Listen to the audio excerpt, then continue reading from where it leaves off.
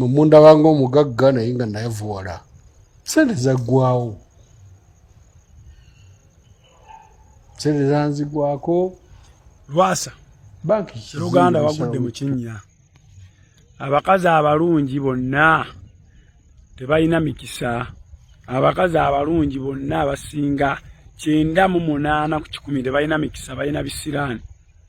Okuva obuto bwabwe bakula baliko entwe, abantu babeewala okukolagana nabo kubanga tebaba na kitiibwa, tebabala mu bantu magezi.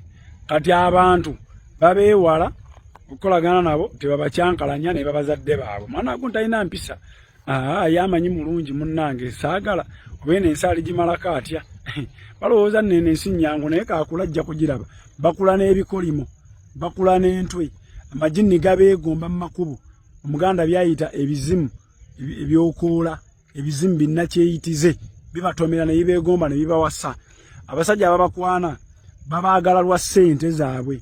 Kati abasajja ababeera n'ebintu byabwe, so babakwana ono ne yeebaka n'oli n'amebako n'oli n'amebakako babeeyambuliramu.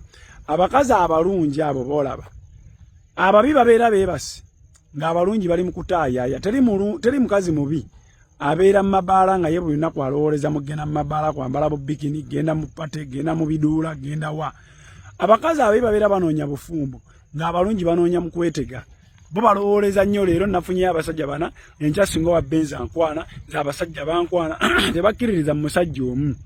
Kati lwowaayo nga Lwasa okwana abakazi abo baganze bwe batakulya kumalawo olwanagana n'ebyo ebikyamu ebibaliko ne bikumalawo. Kati gwe ku bibiri kuliko kimu ekyakumalawo. Either ebibi ebyali abo abakazi ebyokoola ebinakyeyitiza ebiki oba bonga bo baakulya ne bakumalawo ku bibiri naye ng'ekyakumalawo baali bakazi abo abalungi boolaba. Bw'olaba omukazi mulungi nga yeeyombekera, yeepangisiza, nga tafumbirwa, tomuyingira nga muggweyagala okumufumbirwa kuba ogenda kulwanagana n'ekyo ekibadde kitamukkiriza kufumbirwa.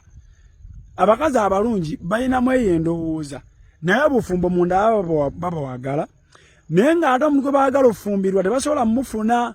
Baba eba n'ekifaananyi nga ne bw'aba amufunye alowooleza mu mulala balowooleza nnyo mu the best life tomorrow and they kill there today.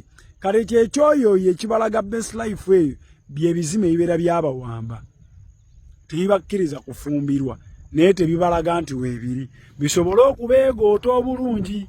Kale gwe buli w'omuwasa ogwa mu gaapu zaakyo kyono yatuula wano lwa ssente, kale katumalewo ssente zino tumuzeeyo ewaffe. Kati Lwasa ekyakusiraanya beebo gwe tunoolya mu maofiisi ag'ebbeeyi gonna ag'amaanyi mulimu abakazi abalungi bameka? Mulimu babi. Tunoolira ebikomera eby'amaanyi mulimu abakazi abalungi bameka? Mulimu babi. Nti omukazi omubi ye aba anoonya bufumbo bezimbe nebba, omukazi omulungi ye amanya aliwo okuweebwa anoonya musajja anaamulabirira, anaamukkiriza, anaamubeererawo mu mbeera ye nga bw'ali n'alabirira ne famire ne baganda be. Ye Lwasa kaakati musajja wange abo wasiraana era bw'ompozi ngoze wange Godfather spiritualist naye nkunaaza ku mata n'onaaba ne ku malwa nodda engulu naye bw'oteegendereze muzeeyi naako kaakuwadde nako kajja kufa. Omukazi omulungi bw'atakumalaamu byayita nabyo bikumalamu nga totegedde. Bampita Godfather beera bulungi weekwate Igwe Phone Service Center ku Galeba Plaza Wakiso ku byokkanika amasimu spare ne repair, ate weekwate ne Godfather spiritualist ku nsonga zonna eziri spiritual. Mubeere bulungi.